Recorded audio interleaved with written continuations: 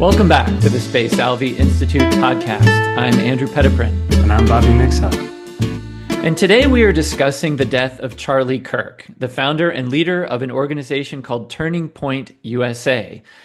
A lot of people have been discussing Charlie's death. Almost everyone has over the last week or so. As we record this, it has been 8 days since he was slain. He was shot to death while giving a speech to a group at a college in Utah. And we want to talk about Charlie's death from the perspective of our project, which is very much rooted in the virtue of Christian hope and an emphasis on the preservation of the West, of our civilization, and of our unique cultural heritage that we have as Christians in the West. This was a topic that mattered very much to Charlie Kirk. And in fact, just 5 days before he was murdered on September the 5th, he shared a short video on social media, which was set to a version of the Agnus Dei. And it was a video of the King's Staircase at Hampton Court Palace in England, a very beautiful tourist attraction. And his caption underneath this video was, "Western civilization is worth fighting for." Now, Charlie Kirk was only 31 years old when he was killed. And so he very much grew up in the internet age and has social media and these tools of electronic communication to thank largely for his celebrity. However, what Charlie was most known for in the end was his willingness to engage with people face to face and to go to college campuses in particular and turn the microphone over to people who disagreed with him. And in fact, his slogan was "Prove me wrong." So Bobby, I thought we could start there because as we're focused on the significance of Charlie's death, this turning point really that we're facing with regard to his death, and we're thinking about our interest in Western civilization, I thought I would throw it to you to begin to kind of give us the context here for thinking of this very thing that he was doing, engaging in debate like this as kind of one of the hallmarks of our really one of the kind of main features of our identity as Westerners. Yeah.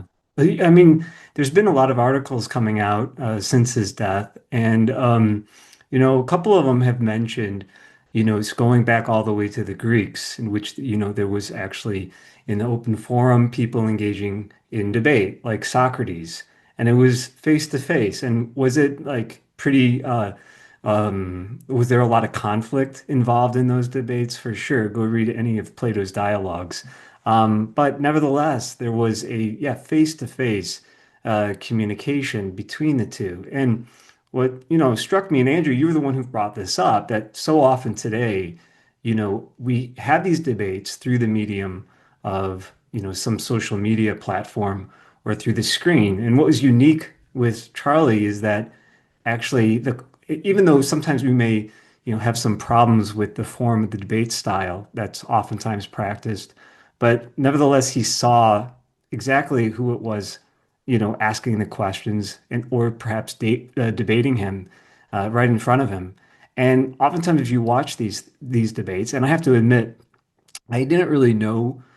I mean, I figured out who Charlie Kirk was last year, but it wasn't since I saw a couple of his debates. I actually saw his conversation with Tucker Carlson, and he made some points that really, interested me. I thought he was right on the money for a couple of issues facing young adults.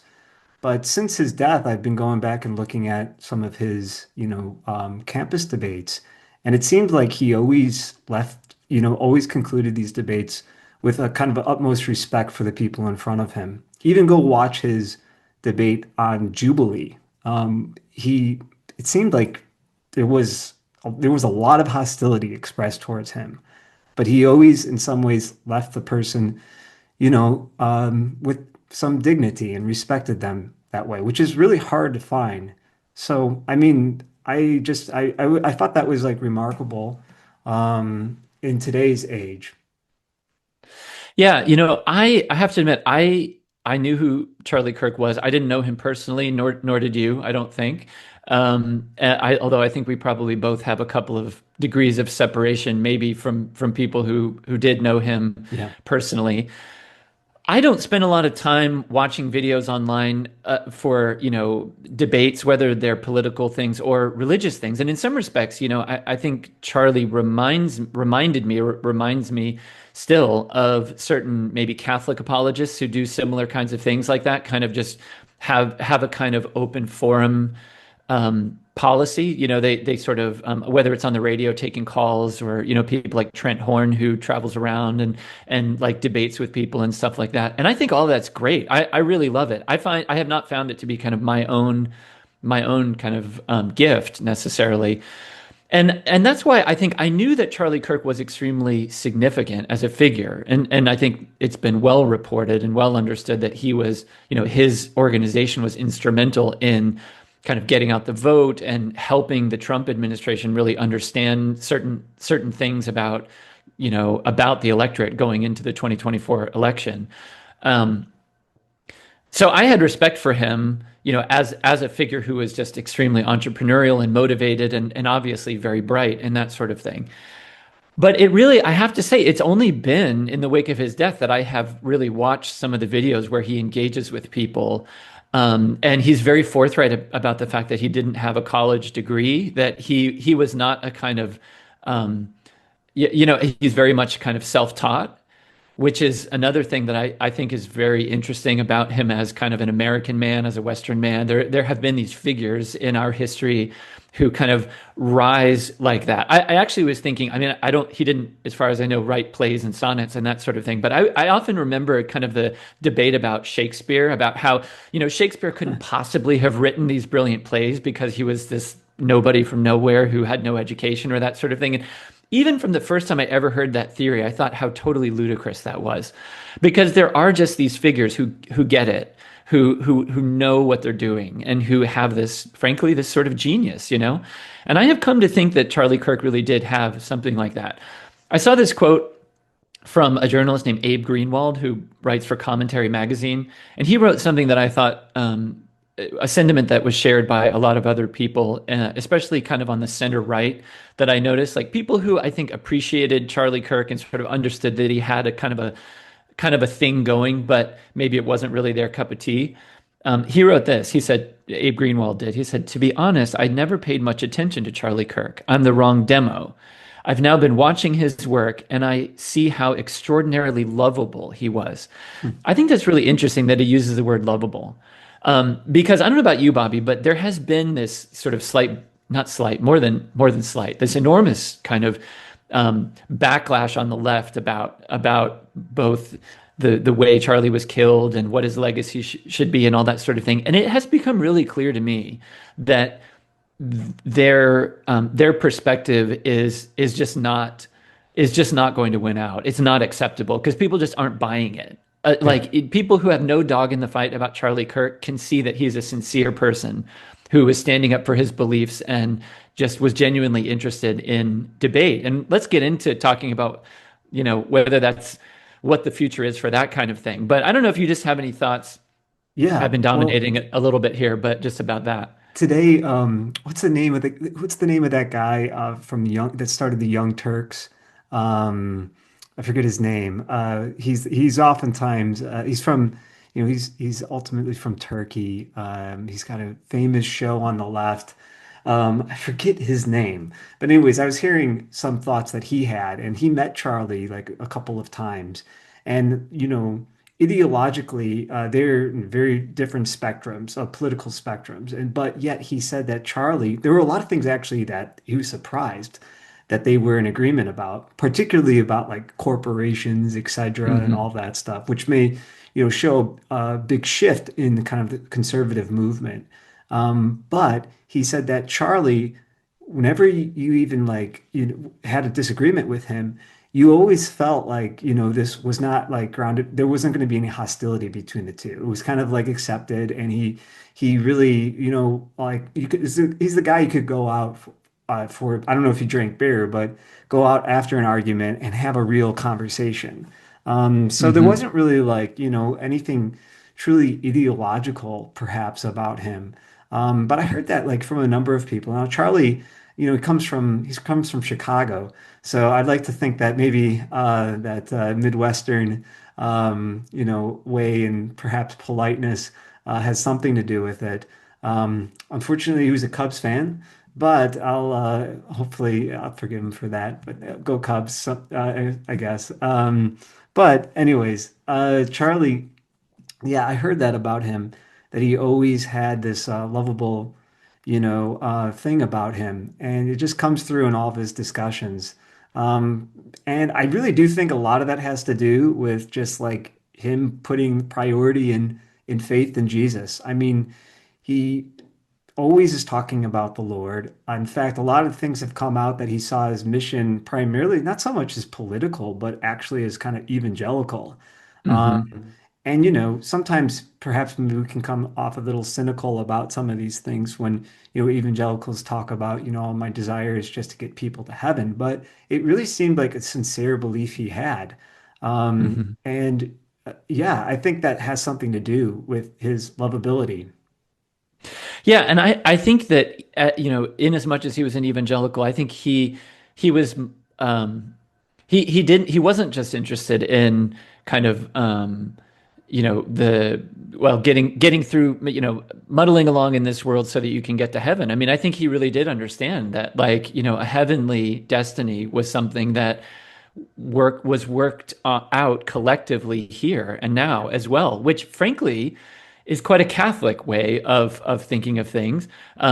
His wife was Catholic, Mhm. and he was very friendly to Catholics, and I think that's significant. I also think that, like noticing in his videos just how the faith element comes through. I would just really want to underline that point to people who haven't really looked at what he does, and really highlight the fact that that's usually the major theme, I would say.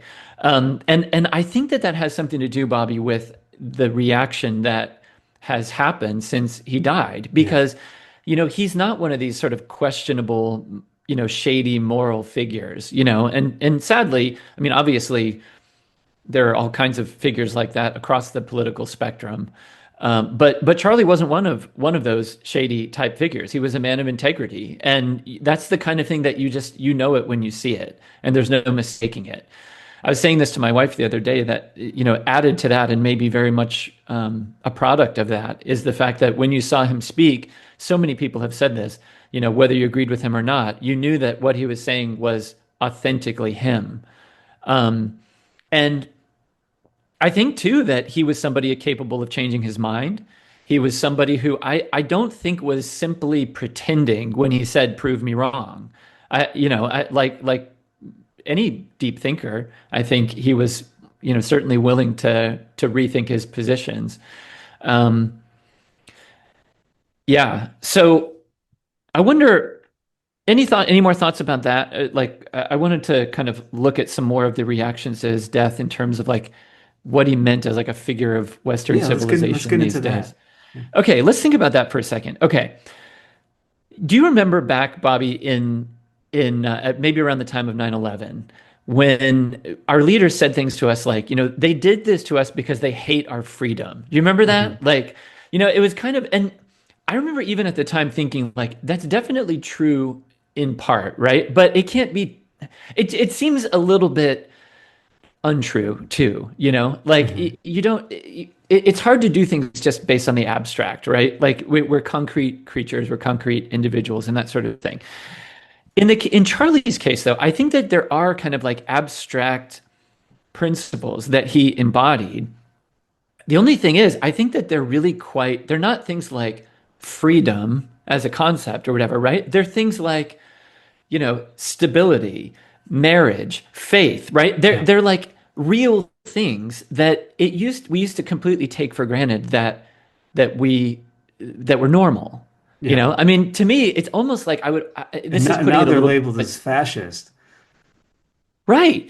Well, so yeah, for those who were sort of trying to argue that he wasn't killed because by a political opponent or something like that. Maybe there's still some debate to be had about that. But I mean, I think it is really significant that one of the bullet casings that the shooter had engraved said on it, "Catch this fascist," and then one of the other ones said "Bella Ciao," which Yeah. is like from an anti-fascist song from Italy, I think. Um, and I mean, is there? I mean, of course, Charlie Kirk wasn't a fascist. Of course, he wasn't, and that's ludicrous on the face of it. All he was, I truly think, was somebody who embodied and talked about from his own kind of person these basic values of faith and family and all of that sort of thing. And for that reason, I think it's interesting that he was killed. And Giorgia Meloni of Italy, the prime minister of Italy, she said this about him. I thought this was really insightful. She said, "This was a cold-blooded murder. When you have no arguments, you fear those who do." I think that's one significant point to make, right? But then she continues. She says, "Verbal violence turns into physical violence." I think that's also true. But then here's the last bit. "Charlie allowed anyone to debate him because he was convinced of his ideas and he was killed for it." Um, this is one of these things like 10 years ago, certainly 20 years ago. If you said something like, one day you might get shot dead because you say that marriage is between a man and a woman, or that a person can't change sexes, or, because a country has to have secure borders in order to have a kind of cultural identity or something like that. People would have said, "Oh, don't be so alarmist and don't be so overreactive and paranoid about everything," right? Mhm. And Charlie Kirk definitely did not convey a sense of paranoia or overreaction or anything like that, but he definitely did say those simple things, and it does appear to be the case that he was killed for saying them. Yeah.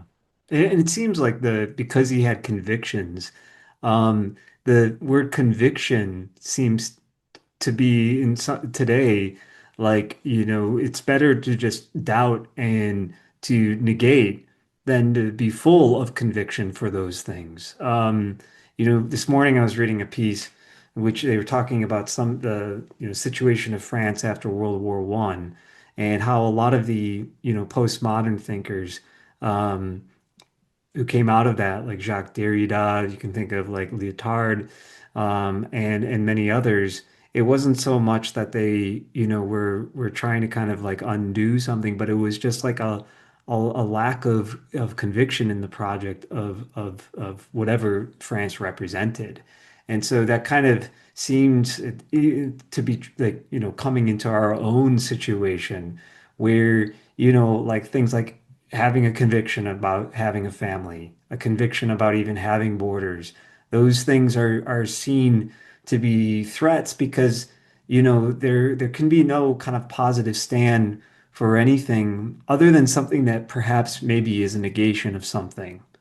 hmm Yeah, and I think that this points to how exciting, in a sense, he was as a figure of the right. Because I mean, I think like he's maybe the most prominent exemplar of this, but there are many others as well, maybe including people like J.D. Vance, maybe even President Trump himself, who sort of represent something other than this establishment right, which really was, for the most part, live and let live with regard to all of these other questions, like, you know, they would sort of pay lip service to things like family and that kind of thing. But ultimately, it really it was almost like it was indecent or indelicate or Mhm. something to actually think we have to fight for these things. And we're not going to fight with guns and fists, but we really must fight for these things with arguments, and not just sort of cold rational arguments, but we really must sort of, stand up with passion for these kinds of things.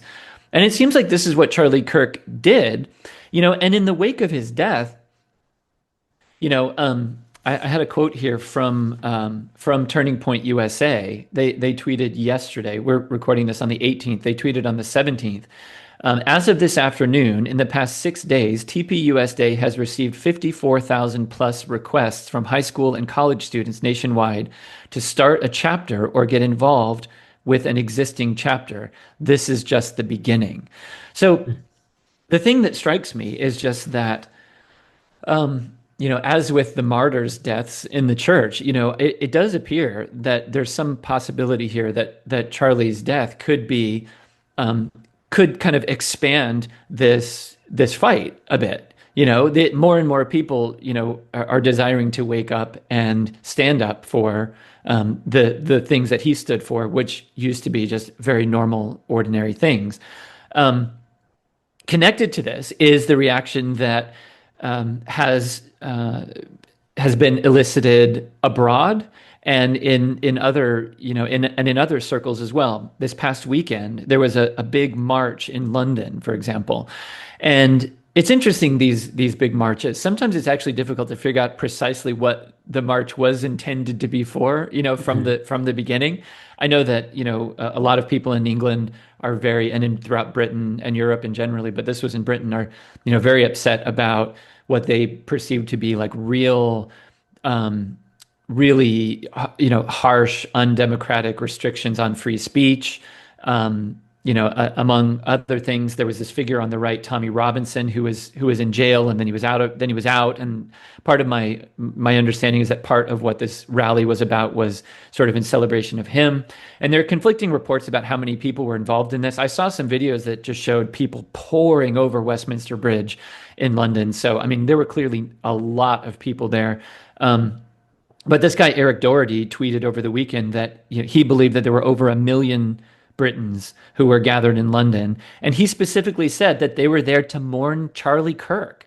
That this sort of rally that I think was already in the works had morphed into a celebration of the life of Charlie Kirk. Um, and I saw this in a couple of other places as well, where Charlie Kirk then, even in places where he didn't have a huge following or had a kind of modest following, he's now kind of being lifted up as somebody who everyone across the West who cares about Western civilization and Christianity and kind of traditional values and Christian virtues can kind of point to now and say, his life mattered, and we should keep fighting for the things that he was fighting for. Yeah. I mean, I was surprised that so many of my students, many of them, like I think in the school that I'm teaching at, half of the student body is Polish, that some of them, that's all they're talking about right now is the death of Charlie Kirk. So I had no idea that he was so popular amongst the Polish youth, but I guess he is. And it always seems, when they're talking about this as, like you said, something like a turning point, because some of them, like even today with a conversation with one of my students, his name is Vadim. Vadim was articulating something that was like actually perhaps maybe that this what the West is for is something that is worth defending.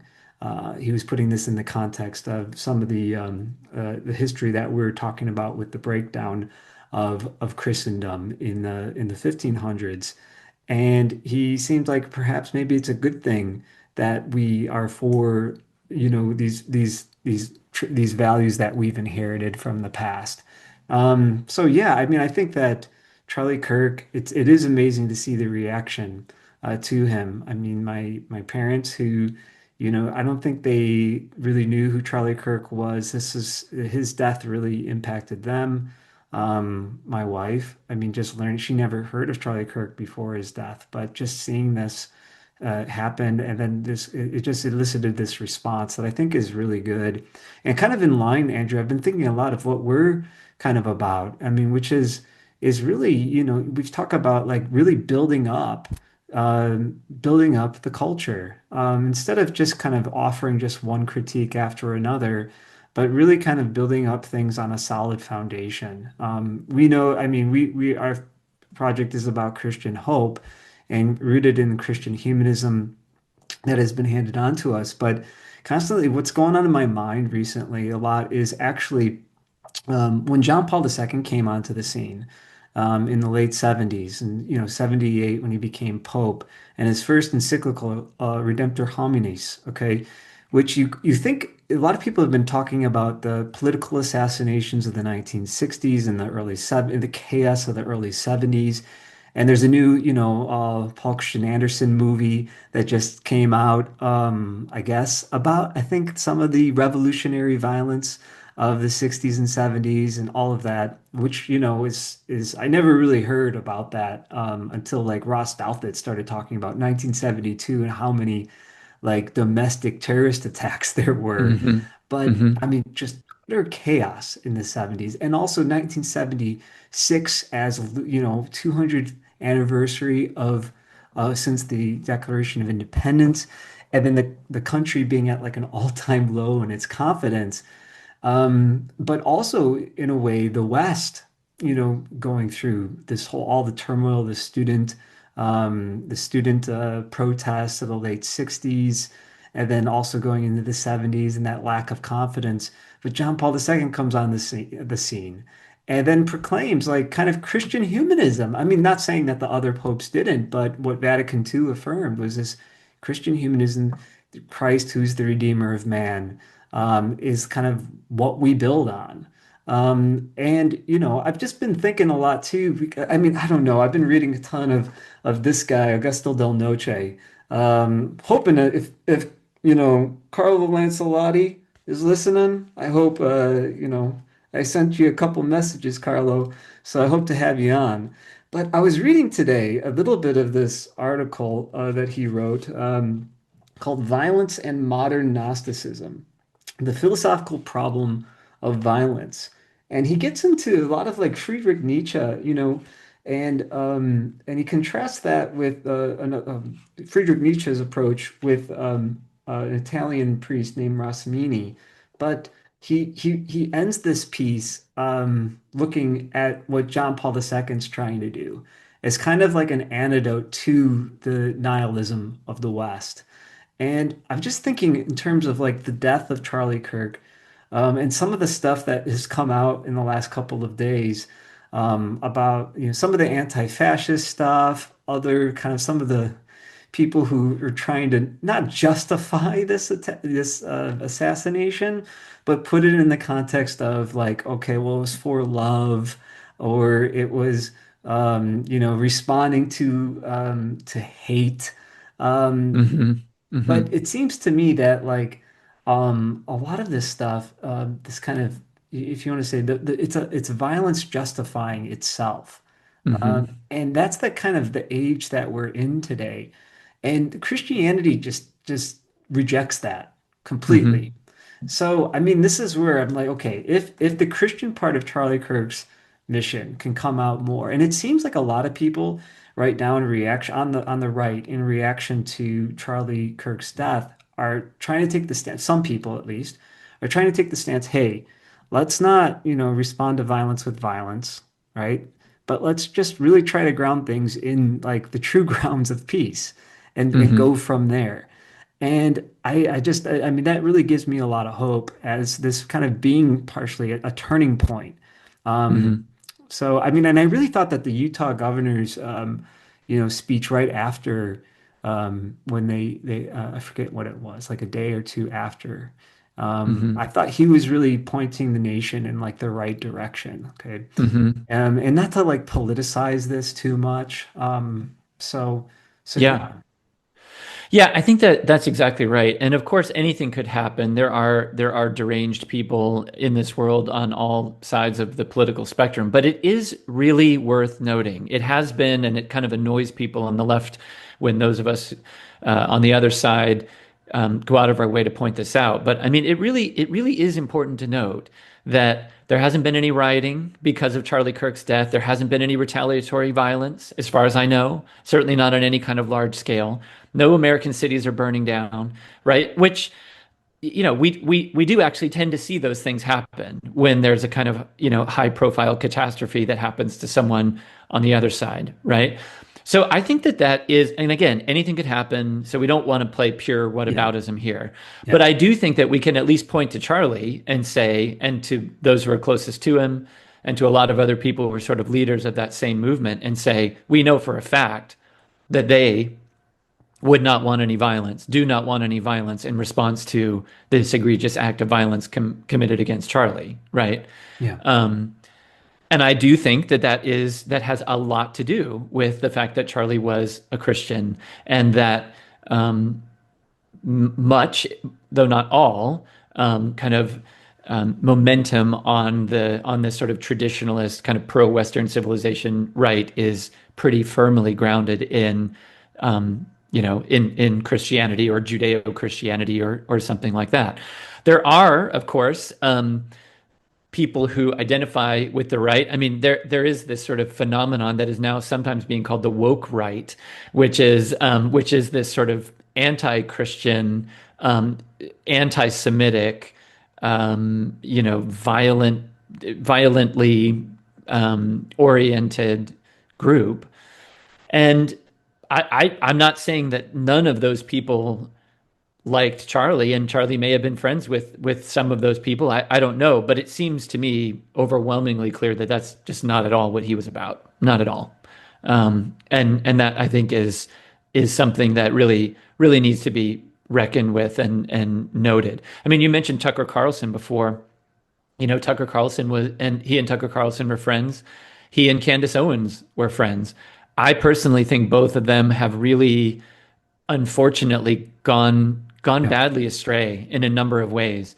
And you know, I saw a video earlier today of Charlie on stage with this guy, Dave Smith. Is that his name? Dave something, who was on Joe Rogan. He's been on Tucker Carlson, and he's one of these types who sort of wants us to rethink the Holocaust and World War Yeah. II. And you know, Did the he's guy who very, was like the comedian who was I think debating that's with him, what's his name from with Douglas Murray. Douglas Murray? Okay, That's yeah. right. Yeah, yeah, and he's very pro Gaza, and all of Yeah. that sort of thing. And I mean, Charlie, to his credit, in this video that I watched, he was on the stage, and this guy Dave is just sort of going on and on, you know, and basically saying things like, "Don't you dare ever, don't you any of you out there ever dare claim to call yourselves pro-life if you know, are on the side of Israel and this Gaza Israel thing." And Charlie I was really impressed with what he did, because he really did sort of take the temperature down, and he said to this guy Dave, he's like, "Look, Dave, I know that to you," I'm paraphrasing obviously, but he said something along the lines of, "Look, I know that to you all of this is so obvious,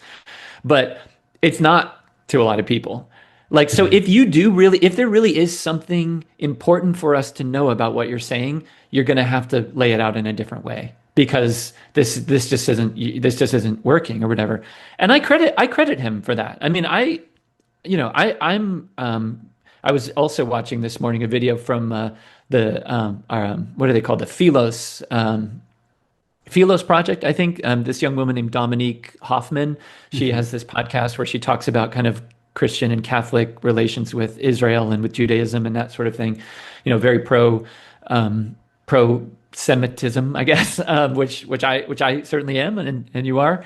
But you know, she was basically like just singing Charlie's praises. That you know, he was somebody who was, you know, uh, correctly oriented, I suppose, in on those kinds of issues. So I don't know where I'm going with all of this, except to say he really was this interesting figure who had allies in all kinds of different directions, and also seemed to be criticized in ways that I think for people who really saw what he was doing and listened to what he had to say is almost completely Well, unfair. yeah, like okay, so I agree with you about the stuff like kind of where Tucker Carlson has gone is not the right direction. But on that, when I heard Charlie on his show talk about like the plight of the young people today with mortgages, with student debt, and all the other loans, as really like, I mean, like obstacles to have these very things that we've built our whole, civilization upon, like having a family, delaying that to the point where, it's really hard to then have many kids if you even have kids to begin with. And this, tendency that he called out for some older generations to just see it as like, well, you just need to work harder. Hmm. When, there's just so many things getting in the way of people. I mean, a lot of young people are working hard enough, and there probably are a lot of lazy young people. Some of my students are quite lazy. But Hmm. nevertheless, there's this, like, are we really in a way setting people up for the right things? And I thought like some of his comments, like he famously did not go to college, right? But I thought like some of his, the way he challenged like the people being pushed into these expensive degrees that are really not getting many people jobs, and also questioning the content of what they're learning in the classroom is just right on. I mean, on his Hmm. Jubilee show, he has that question about I forget how he phrased it about college, whether or not it was like a waste of time. Now, obviously, Hmm. I don't think it is, but when you do have a bunch of classes that don't seem like you're really getting much from them, they don't even give you a kind of Hmm. unified vision worth maintaining, supporting of metaphysics, philosophy. Those things are out, and you're getting these classes that are seem to be more about ideology than anything else. Charlie, I think, was right to challenge that stuff.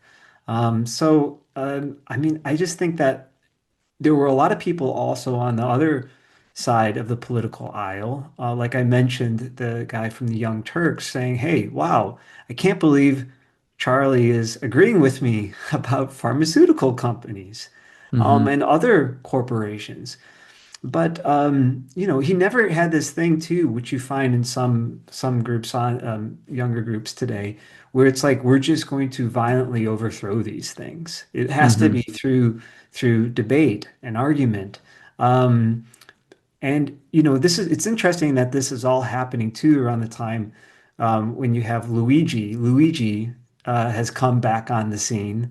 That He's the killer of the pharmaceutical executive or something Yeah, like that. yeah. Like Yeah. the Adonis, with the 12 pack, who is now called like Saint Luigi by some. And you find these, like, you see him in these, like, almost like Saint Luigi prayer cards and Mm. valorizing this. Oh, yeah, go look up Mm. online. You just type in Saint Luigi and you'll find Luigi. It's like some kind of Italian saint with like almost pointing to the Sacred Heart, like Mm. justifying this. Hmm. And I'm sure there's many people who also, like, because Charlie supposedly was spreading hate, will see this as, a justification, some justification for this assassination. But it's interesting Hmm. that response, which is very attractive to young people, is just like tear the whole thing down. I don't Hmm. think that's really getting much traction Yeah. amongst the young people. Yeah, I think that's right. I found myself wondering about that kind of perspective, Bobby, whether yeah, I mean there are just some, bloodthirsty maniacs, who will celebrate someone's murder. Then there's this other kind of reaction, which is something along the lines of we really shouldn't kill anybody, but this person was really terrible or whatever. I mean, what a bizarre kind of, what a bizarre kind of tension to live in when you have that kind of perspective. And I've been noticing that there have been people who have expressed that kind of perspective. But I do think that with Charlie, in the case of Charlie Kirk, it is um, it comes across as just really, really nasty and unacceptable. Yeah, yeah. Let's think about some reactions here. Okay, so a number of people have been saying, "All right, this great champion of free speech, this man of debate, has been taken from us. So what we must do is take up the mantle. Like we have to debate harder. We have to just sort of speak more freely. Flood the marketplace of ideas with more and more of the kinds of ideas that Charlie Kirk had." I think that that's right. I mean, on just a kind of everyday level, let's do that. Let's try that. And also, I do think that Charlie's death has revealed the, the fact that there needs to be other kinds of reactions as well. Um, let me give you a couple of examples and get your reaction. Well, let me start with this one, and then I'll move on to a second one. Michael Knowles, who works for the Daily Wire, Catholic, um, he said this. He said, "In the wake of Charlie's assassination, many people are demanding that we redouble our devotion to the free marketplace of ideas.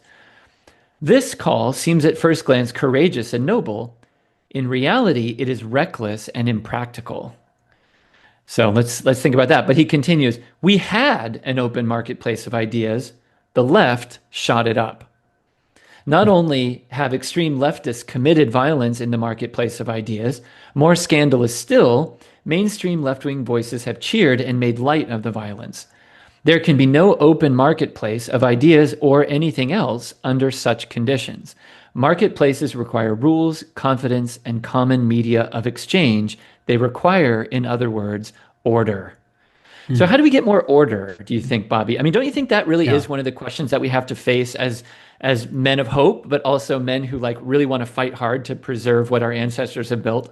Yeah, no, I've been thinking about this because of, we had the death of Alistair McIntyre, not too long ago, and also the project of, kind of the Enlightenment too, of just finding this commonality despite even kind of some theological differences at the end of the day. And whether or not that's, we can actually just from kind of reason have this common dialogue, whether or not that project,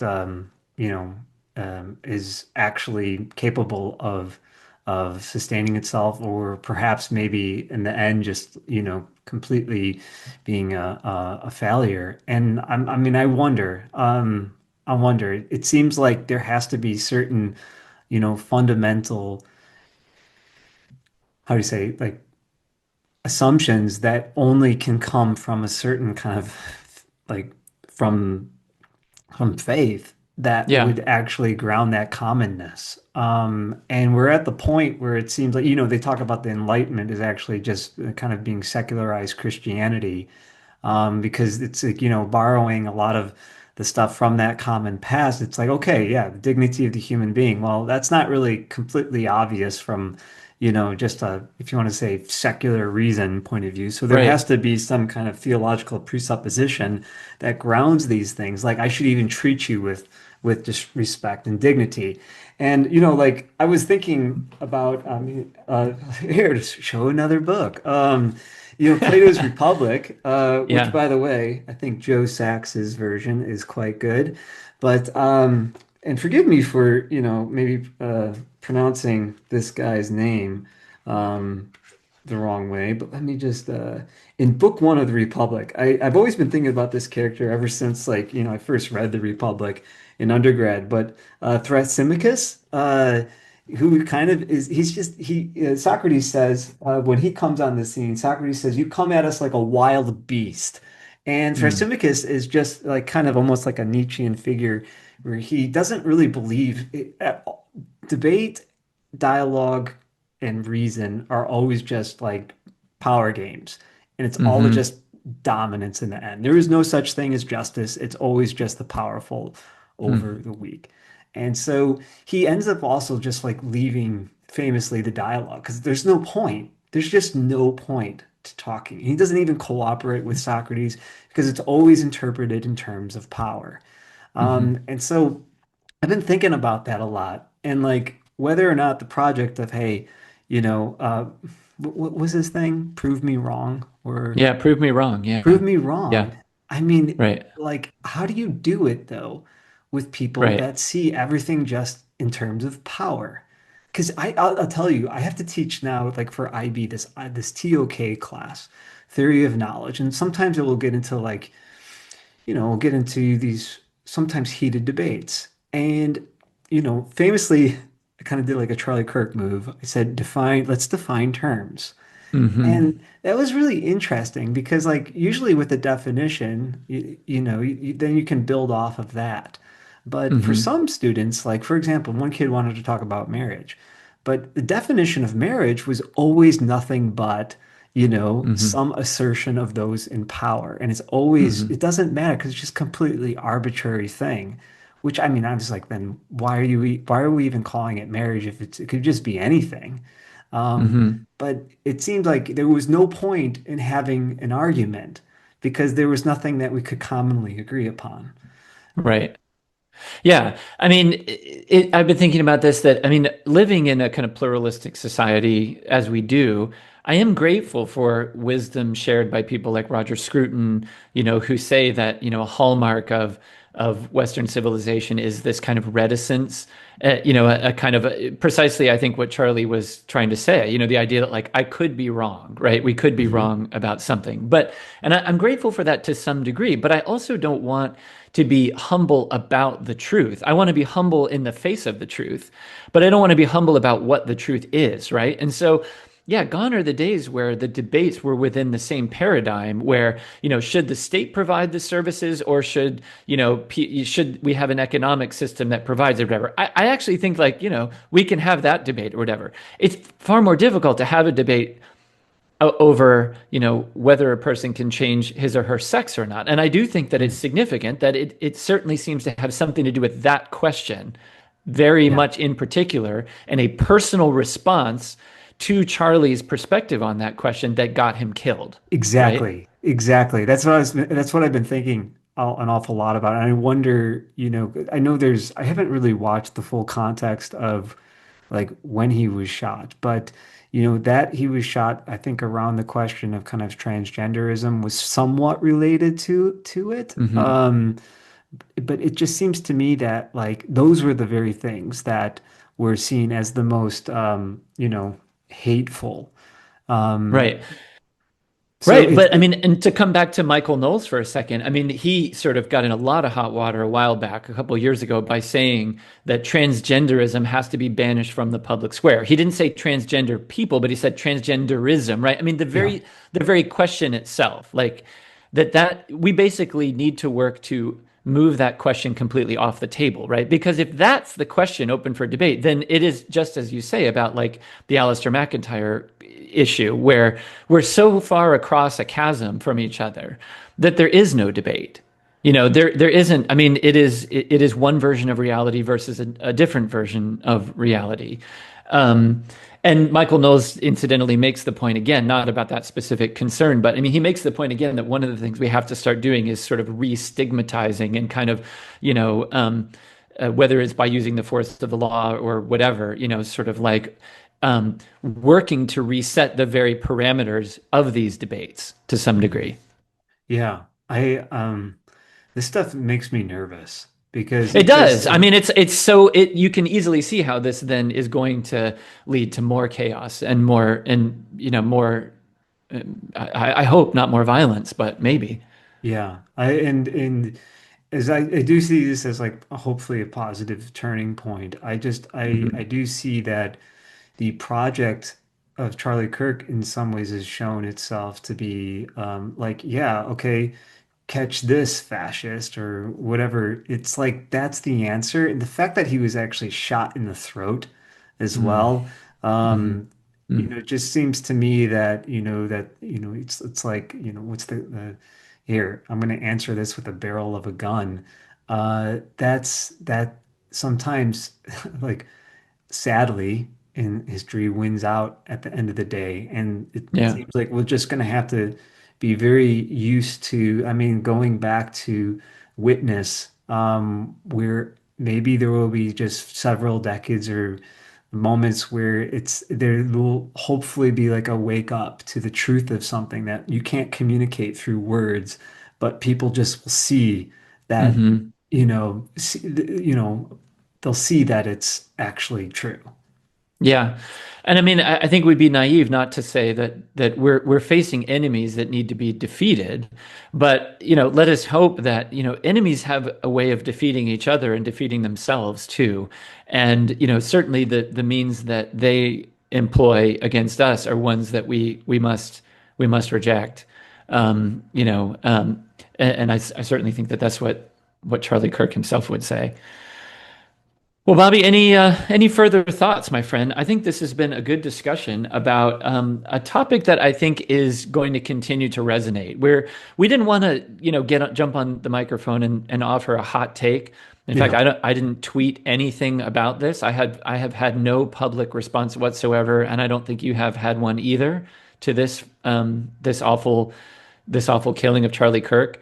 But we really did want to get at least a week's worth of distance on it while it's still fresh, but developing into kind of something as that we'll have to kind of deal with going forward and say something about it.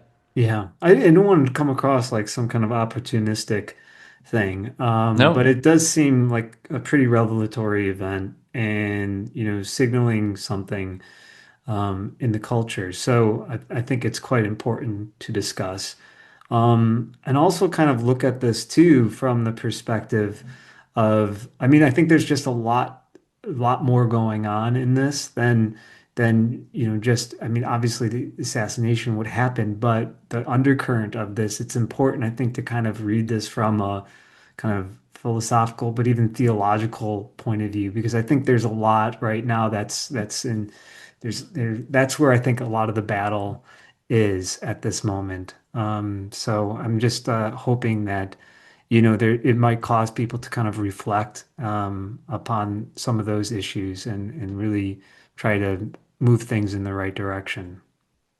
Yeah, anecdotally, it would appear people are saying, church attendance was up this past weekend after his death. I mean, who knows? You never know Yeah. what to make of those kinds of things. That may or may not be true, but we can certainly say that, Charlie Kirk himself identified that spiritual crisis was the fundamental problem. It was spiritual, then cultural, then political, Yeah. and that is certainly something that we're interested in addressing in our project at the Spe Salvi Institute. I mean, one thing that I think is a cause for hope is that an act of despair, and I think a political assassination like this is so obviously an act of despair, and that's the point. It's so obvious. Like I just don't see how anyone in the world could look at that and think, oh yeah, the solution to our problems is get rid of the people we don't like. I mean, that is so. I mean, when something, we know that deep inside, right? But Yeah. like when something like this happens, it's so horrifying because it really happens for real that I do think that it inevitably causes a certain amount of introspection. Yeah. And I use hope again, but a turning to real hope that whatever distress that we find ourselves in, that we're anchored in a vision of glory that really does give meaning even to something so totally senseless like the death of someone like Charlie Kirk. And Charlie Kirk himself said on September the 6th, by the way, the day after he tweeted that tweet about Western civilization is worth fighting for, his tweet was, "Jesus defeated death so you can live." Hmm. And that's it, man. That's the message. That's the message of the gospel. I do believe that's the message that Charlie Kirk lived for and died for, and it's something that we're all about here too, right? Exactly. Sounds like good Well, on old that note, Christian humanism. good old Christian humanism, good old Christian hope. The answer to the worst thing that could possibly happen to us as individuals or to our world is that we get resurrected and that we get to live in this, blessed community forever. So, hey, what is there to worry about? On that note, we'll sign off for today, and we'll be back with you again shortly. But we're so grateful to all of you who listen to us, who watch our videos. Please do leave a comment if you're watching us on YouTube. Hopefully some positive ones. If you have some negative ones, we ask you keep it civil. We'd love to engage with you. We really do. And we'll continue to do so. We're not too far removed from a desire to debate a little bit, like the great Charlie Kirk himself. So, to all of you, we wish you God bless and live in hope.